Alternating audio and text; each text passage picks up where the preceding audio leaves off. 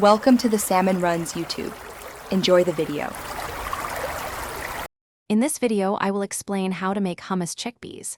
First, you'll want to start with dried chickpeas for the best texture. Soak 1 cup of dried chickpeas in plenty of water overnight, or for at least 8 hours. This rehydrates them and significantly reduces cooking time. Draining and rinsing them thoroughly before cooking is also a crucial step.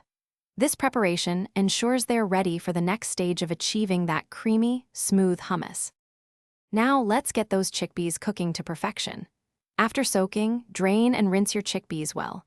Place them in a large pot and add 1 teaspoon of baking soda, which helps break down their skins for a smoother texture.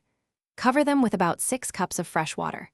Bring to a boil, then reduce heat and simmer gently for 60 to 90 minutes, or until they are incredibly soft and easily mashable. Don't rush this step. Tenderness is key.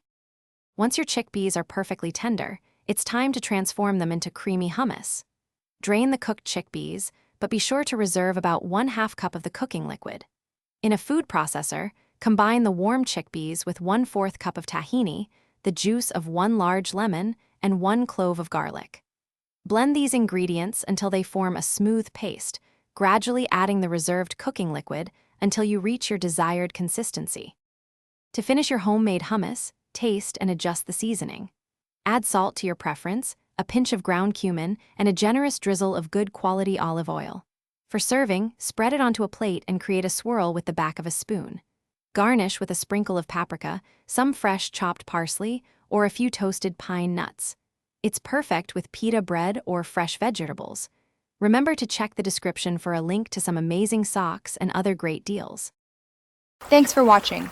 Consider subscribing if we helped you.